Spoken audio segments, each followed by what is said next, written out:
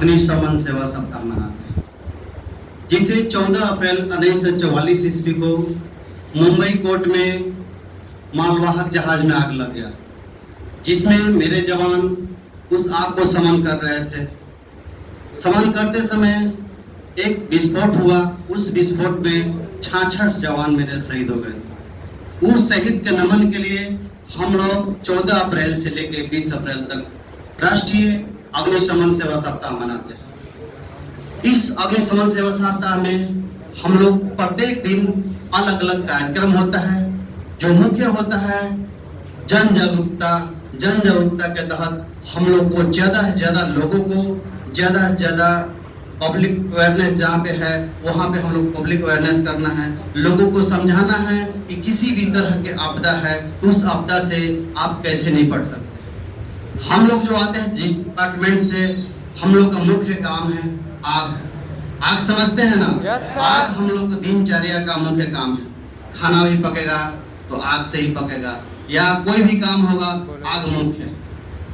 मगर आप लोग समझिए कि जो आग होता है मुख्यतः जो होता है 4 प्रकार का होता है, जैसे A class, B class, C class, D class. उसके अलावा एक और होता है E क्लास, मगर E क्लास का हम लोग प्राथमिकता नहीं देते हैं। जैसे A क्लास जो होता है प्राथमिक आग होता है, जो जनरल फायर बोलते हैं।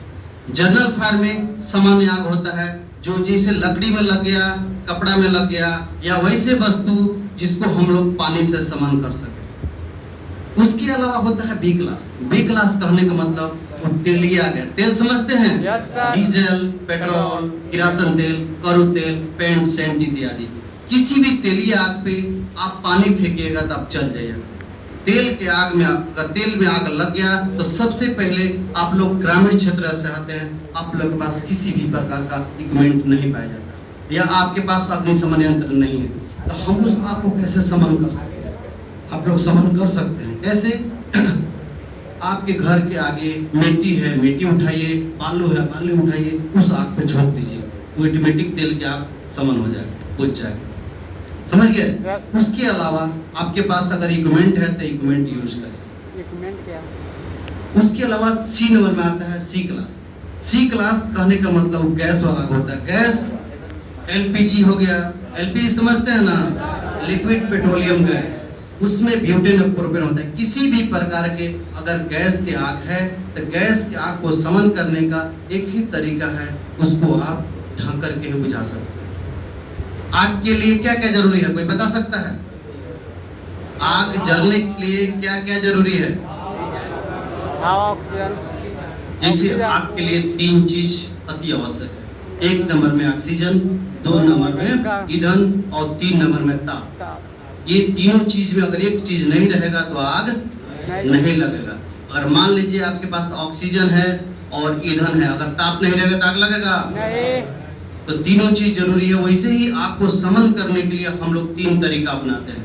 1 नंबर में स्टारवेशन, 2 नंबर में स्मोदरिंग और 3 नंबर में कूलिंग। स्टारवेशन का मतलब होता है कि कोई भी वस्तु को तितिर-बितिर करना। मान लीजिए कि 3 बच्ची बैठी हुई है, बीच में मान लीजिए 3 वस्तु है, बीच वाला वस्तु में आग लग गया। मान लीजिए 3 बैग है, बीच वाला बैग में आग लग गया, तो हमको सबसे पहले क्या करना है? स्टारवेशन का मुख्य उदाहरण होता है कि बीच जिस वस्तु में आग लगा है उसको छोड़ करके अगल बगल के वस्तु को हटा देना, ऑटोमेटिक आग नहीं फैलेगा। स्टारवेशन का मुख्य उदाहरण होता है एक किसान के खेत में जब आग लगता है तो किसान क्या करते हैं कि सबसे पहले जहां आग लगा है, जिस खेत में आग लगा है उससे 10 फीट आगे वो ट्रैक्टर चलवा देते हैं। गेहूं के खेत में ट्रैक्टर चलवा देते हैं। ट्रैक्टर जब चलेगा उसमें क्या होगा, जो फसल है नीचे चल जाएगा, मिट्टी का होगा ऊपर आ जाएगा, तो मिट्टी में आग लगेगा नहीं लगेगा। उसी बोला जाता है तितिर-बितिर।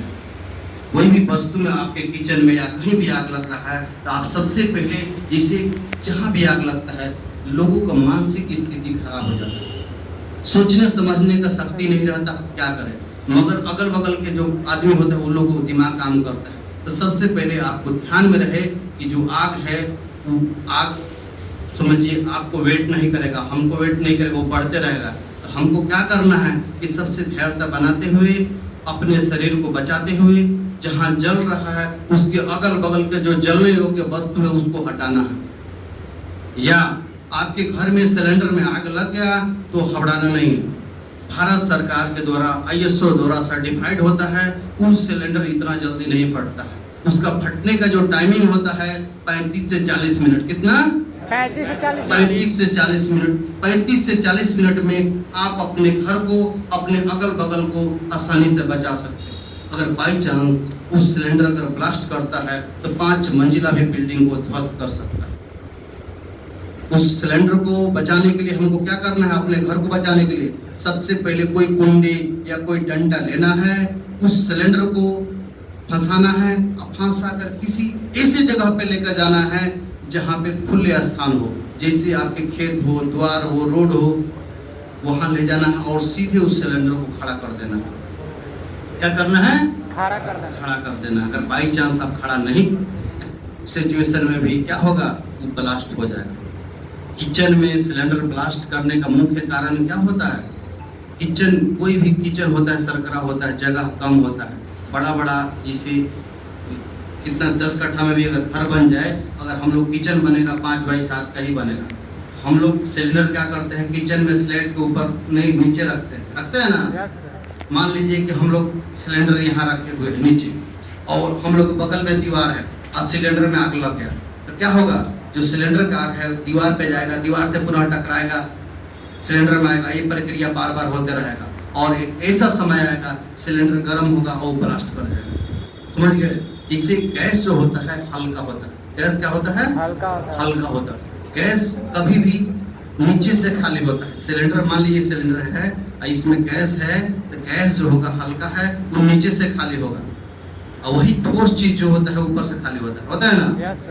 तो उसमें क्या होगा? जिस नीचे से खाली रहेगा, इसमें जितना जगह बना रहेगा, जब इस पे बाहरी टेम्परेचर में बबल बनेगा गैस और एक ऐसा समय आएगा कि ब्लास्ट कर देगा। और वही अगर हम लोग सिलेंडर बाहर लेके जाते हैं, खुले स्थान में लाएंगे तो उसका जो आग है कहीं टकरा कर रिटर्न आने का चांस तो नहीं है, वातावरण में ऑटोमेटिक मिल जाएगा।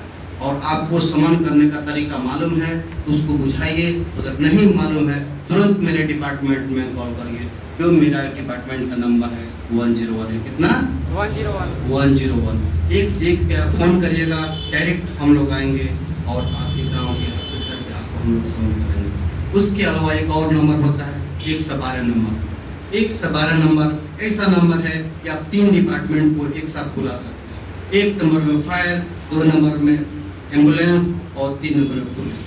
तीनों डिपार्टमेंट आपके सेवा के लिए है, 24 घंटा आपके सेवा में तत्पर है। कभी भी आप लोग फोन कर सकते हैं। 112, मान लीजिए आपके घर में आग लगा, तुरंत 112 पे कॉल करेगा, तुरंत हम लोग आएंगे। या आपके घर में कोई मरीज है, उसको जल्दी से हॉस्पिटल लेकर जाना है, बाई चांस आप प्राइवेट गाड़ी से जाइएगा, आपको कोई साइड नहीं देगा क्योंकि कोई समझता ही नहीं क्यों आप जा रहे हैं।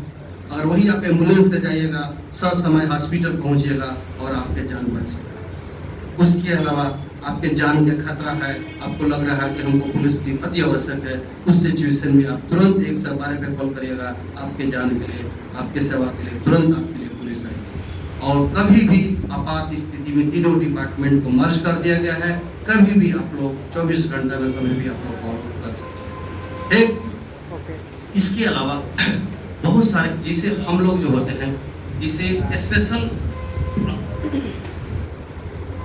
जो हम लोग हैं स्पेशल, इसका हम लोग सोशल वर्क में भी काम करते हैं। इससे बहुत सारे लोगों को मालूम है कि हम लोग फायर वाले हैं, सिर्फ आग पे ही काम आता है, मगर आग के अलावा हम लोग को बहुत सारा काम है। जैसे मान लीजिए कि आपके गांव में कोई बहुमंजिला इमारत या बहुमंजिला इमारत रहने के साथ साथ आपके गांव में कोई टावर है।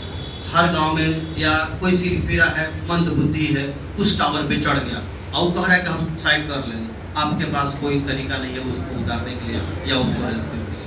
तुरंत आप लोग, जब हम लोग कॉल करिएगा, हम लोग आसानी से उसको रेस्क्यू कर सकते हैं, क्योंकि हम लोग उस तरह का ट्रेनिंग मिला है, उस तरह के पास हम लोग के पास इक्विपमेंट है, उस इक्विपमेंट की बदौलत हम लोग रेस्क्यू कर लेंगे। या आपके गाँव में या आपके शहर में कोई नाला है, या नाला समझते हैं ना, जो शहर का नाला होता है। शहर का नाला कैसा होता है? शहर का नाला समझिए कि इनार, समझिए कि नहर के जैसा होता है ना।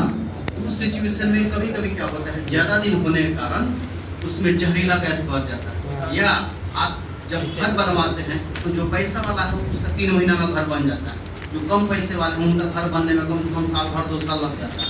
तो कभी कभी लैट्रिन या गटर, कोई बाथरूम वगैरह के लिए गटर बनवाते हैं। गटर में क्या होता है कि जब घर चालू करने से पहले सोचते हैं कि हम एक बार सफाई करवा दें। जैसे सफाई के लिए कोई कर्मी को घुसाते हैं, जिससे अंदर जाएगा, ज़्यादा दिन होने के कारण उसमें जहरीला गैस भर जाता है, जैसे जाएगा अंदर प्रवेश करेगा गैस से मूर्छित होकर गिर जाएगा। जो दूसरा कोई जाएगा वो भी मूर्छित होकर गिर जाएगा। आपको मालूम नहीं है हमको कहाँ कॉल करना है, क्योंकि उसमें जहरीला गैस भरा हुआ, उसमें जाइएगा 5 मिनट में आपका प्राण छूट जाएगा। उस सिचुएशन में आपको नहीं मालूम है, उस सिचुएशन में भी आप लोग जब हम लोग कॉल करिएगा, हम लोग के पास स्पेशल इक्विपमेंट होता है जिसका नाम है ब्रीथिंग ऑपरेटर सिस्टम। उसको हम लोग पहनते हैं, हम लोग 30 मिनट का टाइम मिलता है, उस जहरीले गैस में हम लोग जाकर आसानी से उसको रेस्क्यू कर लेते हैं। मगर हम लोग मॉक ड्रिल करवाने का यही उद्देश्य है, ज़्यादा से ज़्यादा लोगों को समझ में आए कि मेरा डिपार्टमेंट किस लिए है और कौन कौन से वर्क करता है, समझ में आया। इसके अलावा जैसे मेरा जो डिपार्टमेंट है, इसे आप लोग ये समझते हैं बहुमंजिला इमारत समझते हैं ना। मान लीजिए बहुमंजिला इमारत है, 5 तला की इमारत और 2 तला में आग लग गया, आप 3 तला में फंसे हुए, तो आप बच सकते हैं? बच सकते हैं, समझ छोटी आप बच सकते हैं। कैसे? 2 मंजिला इमारत में अगर आग लगता है तो आपको सबसे पहले ये ध्यान में रहे कि जो धुआं होता है क्या होता है, हल्का होता है। कोई भी धुआं एक गैस है वो हल्का होता है, और धुआं जो होता है 2 प्रकार का होता है। कितने प्रकार का? 2 प्रकार का। एक ब्लैक धुआं होता है और एक क्या होता है, व्हाइट धुआं होता है, पता है ना। ब्लैक धुआं जो होता है वो उसमें कार्बन मोनोऑक्साइड पाया जाता है। ब्लैक धुआं में क्या पाया जाता है? मोनोऑक्साइड। और सफेद धुआं में कार्बन डाइऑक्साइड पाया जाता है। दोनों धुआं में अंतर यही होता है, एक धुआं होता है तीखा और एक धुआं होता है नॉर्मल। जिससे ब्लैक धुआं होता है उसमें आवश्यकता से ज्यादा तीखा होता है, आप उसमें 1 मिनट भी नहीं रह पाइएगा। मगर वही सफेद धुआं होता है, आपको एहसास नहीं होगा और धीरे धीरे आप अंदर लेते जाएगा, एक ऐसा समय आएगा घुटन होकर आपका मृत्यु हो जाएगा या मेरा मृत्यु हो जाएगा। आप लोग गाँव में उदाहरण देखते होंगे, बहुत सारे लोग क्या करते हैं गाँव देहात में, जब ठंडी का दिन आता है कि ओला जला देते हैं और सो जाते हैं, रात में सोए ही रह जाते हैं। आप लोग न्यूज में भी पढ़ते होंगे। वजह होता है जिससे बहुत सारे महिलाएं क्या करती है गांव देहात में, जिसे गोईठा जला देगी और खाट पे सो जाएगी और रूम चारों तरफ से बंद कर देगी और उसमें से गैस धीरे धीरे अंदर पूरा प्रवेश करेगा और पूरा भर जाएगा, उसको एहसास हो नहीं होगा, अंदर प्राण छूट जाएगा। वही अगर ब्लैक धुआं रहता उसमें क्या होता है, आपको एहसास हो जाएगा, जैसे अंदर जाएगा तीखा लगेगा, आपका नींद टूट जाएगा। और सफेद धुआं में आपको एहसास नहीं होगा और एक ऐसा समय आएगा दम घुटेगा, आपका प्राण छूट जाएगा। समझ में आया? किसी भी स्थिति में अगर आग लगता है तो आपको सबसे पहले क्या करना है, एक रुमाल निकालना है, रुमाल को पानी में भिगोना है और वहीं लेट जाना है। क्या करना है, बिल्डिंग में लेट जाना है। जैसे लेटिएगा आपको पूरा सीढ़ी दिखाई देगा कि हाँ कहाँ से हमको उतरना है, कहाँ से क्या करना है, और लेटे लेटे आसानी से आप उस जिस बिल्डिंग में आग लगेगा उस बिल्डिंग का लाइट कट जाता है।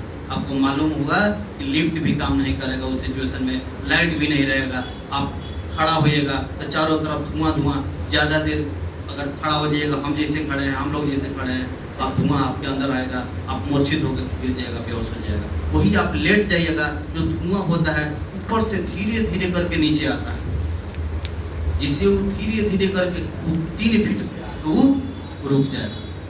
3 फीट के ऊपर पूरा धुआं रहेगा, 3 फीट के नीचे धुआं नहीं रहेगा। तो आपको क्या करना है, वही लेट जाना है और लेट के बल के आसानी से आप नीचे उतर सकते हैं।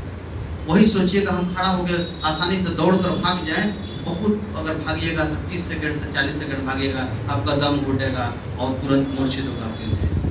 वही आप लेट कर आइएगा, 3 तला का 5 तला से भी आइएगा और जिस बिल्डिंग में आग लग वहाँ भी आइएगा तो आपको दिखाई देगा हमको किधर से निकलने का रास्ता है।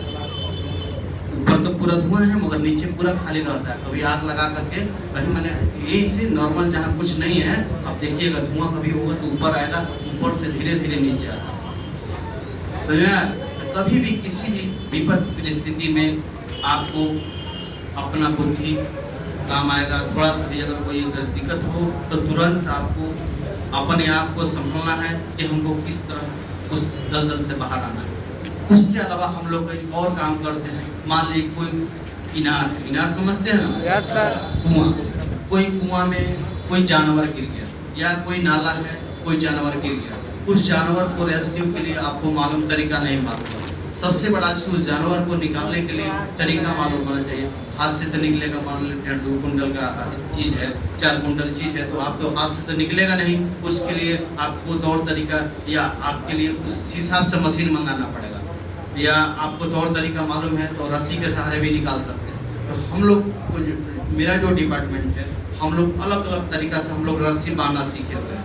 उस रस्सी को अंदर डाल के उसको आराम से फंसा करके किस हिसाब से हमको निकालना है, आसानी से हम लोग रेस्क्यू करके उसको निकाल लेते हैं। उस सिचुएशन में भी आप लोग डायरेक्ट हम लोग को कॉल कर सकते हैं। उसके अलावा किसी भी विपद परिस्थिति में अभी हम लोग जो पंपलेट दिए हैं, इस पंपलेट में भी 4 नंबर और दिया गया है। ये चारों नंबर मेरे कंट्रोल रूम का ही है, कभी भी आप लोग आपात स्थिति में कॉल कर सकते हैं।